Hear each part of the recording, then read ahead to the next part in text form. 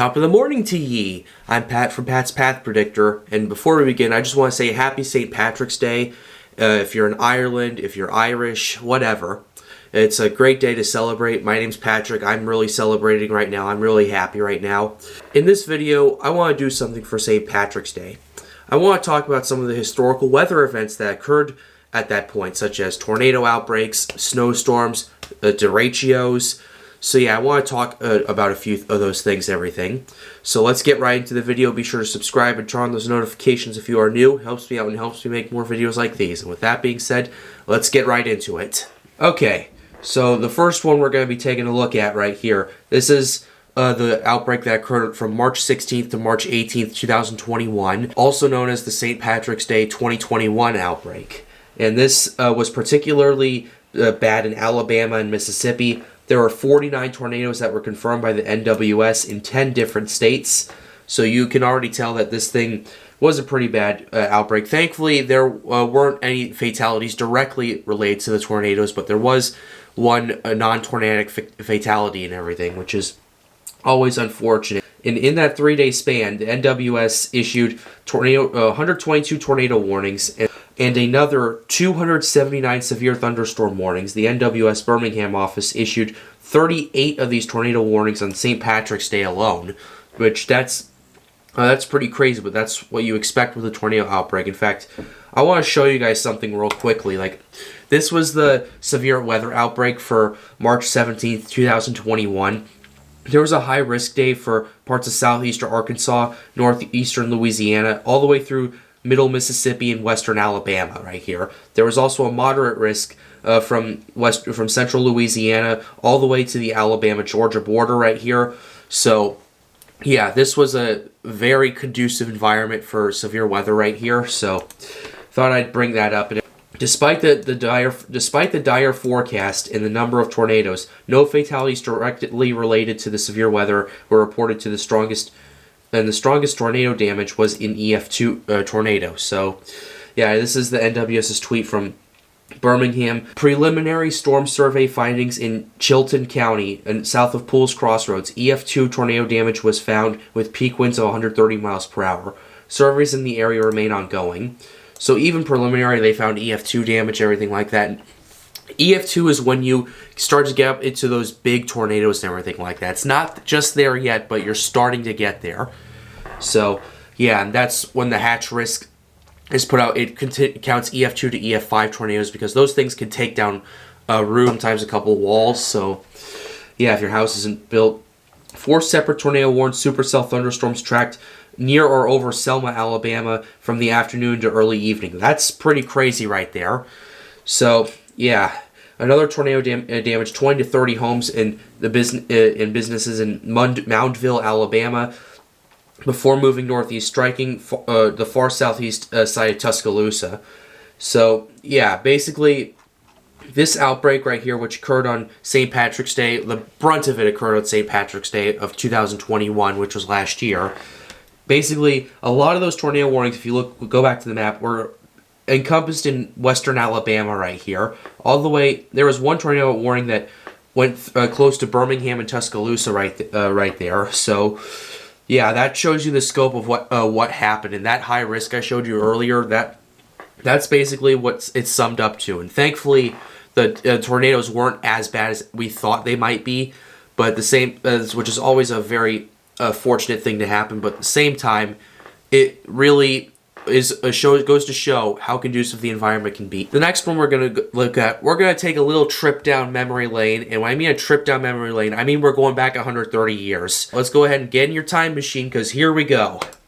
So this is the St. Patrick's Day storm of 1892. This was a snowstorm that hit and primarily impacted much of Tennessee. So this is basically what happened.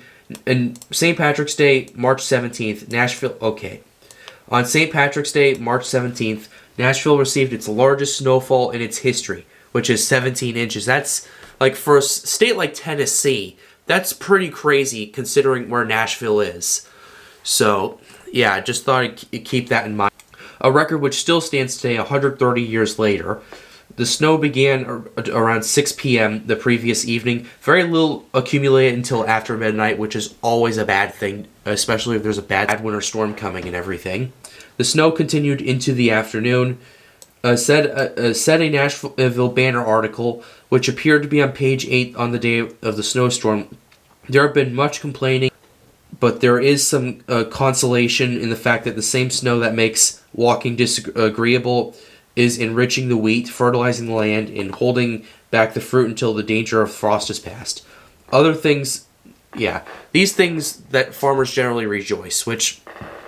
Now, I want to talk about this because 17 inches of snow in Nashville is pretty crazy. Like, 17 inches of snow anywhere is crazy. Like, that's, especially in modern day, that would cause a lot of traffic issues and everything like that. This was 1892. They didn't really know how to deal with this much snow down in the South. It would be further exacerbated with the Great Blizzard of 1899, which dumped sometimes 20 inches of snow in parts of Georgia and South Carolina.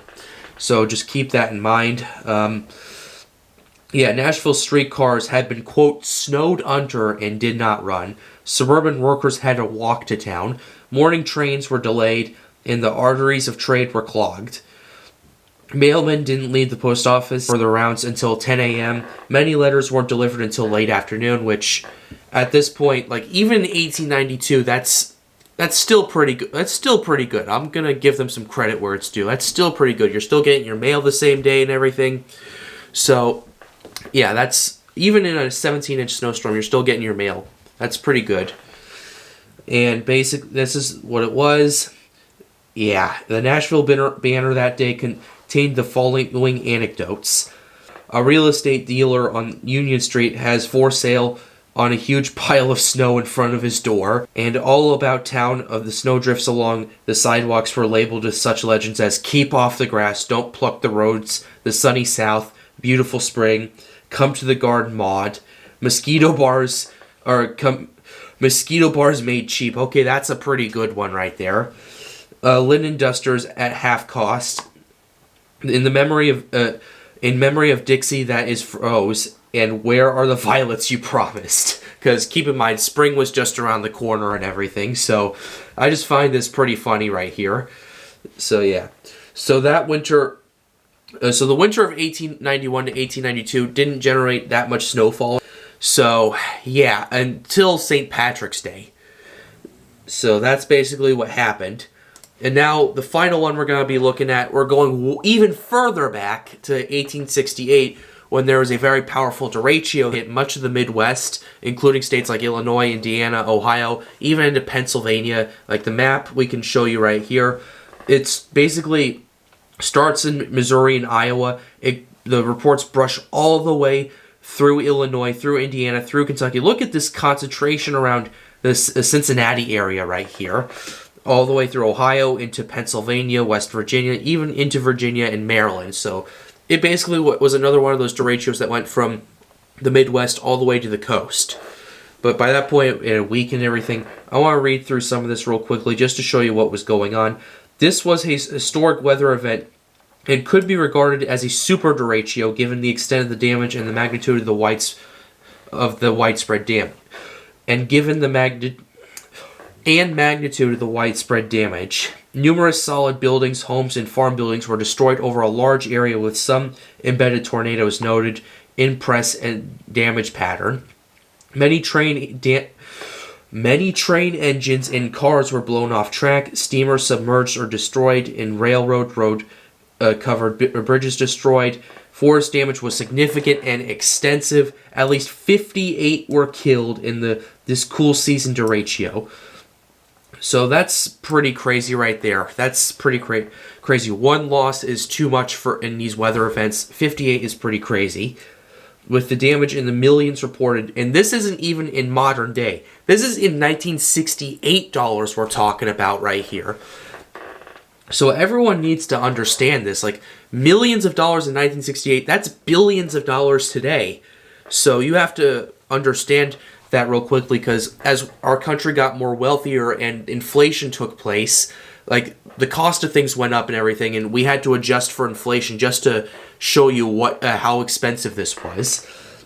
Significant cities at the time like Chicago, St. Louis, Cincinnati, Louisville, and Detroit saw heavy damage at this time. I mean, I'm not that surprised, honestly, because of how powerful this storm was. This derecho also occurred at the time of substantial flooding that was in progress on the rivers over the Midwest and Ohio Valley, with a surge of highs in the 70s. So even with all the floods and everything like that, that only added insult to injury right there. And with temperatures in the 70s right there, that's perfect fuel for thunderstorms. But I will say, generally derechos do form in higher temperatures and everything, with higher dew points. That's all I'm going to really say about that. The telegraph lines between Indiana and Lafayette were blown down. An isolated report of hail up to 1.6 inches of diameter came out of Plymouth, Indiana, which that isn't very large, but in a derecho where the massive winds are coming and everything, that can definitely hurt you right there. So yeah, that was pretty crazy. This is the map once again. This is basically what we're looking at right here is the official report right here that came out. The track length of it was approximately 730 miles. The maximum width of it was 530 miles. And the max gust they reported was 85 miles per hour. So that's pretty insane right there. But yeah, this was basically the kind of weather that was going on St. Patrick's Day either 1 year ago, 130 years ago, or close to 150 years ago. So yeah, I thought I'd make this video just to talk to you guys about what kind of historic weather St. Patrick's Day has had, especially considering last year we had that tornado outbreak. But with that being said, guys, that's going to wrap up this video. I hope you enjoyed it. Be sure to leave a like and subscribe to the channel if you are new. It helps me out and helps me make more videos like these. And with that being said, guys, have a wonderful day. Stay safe.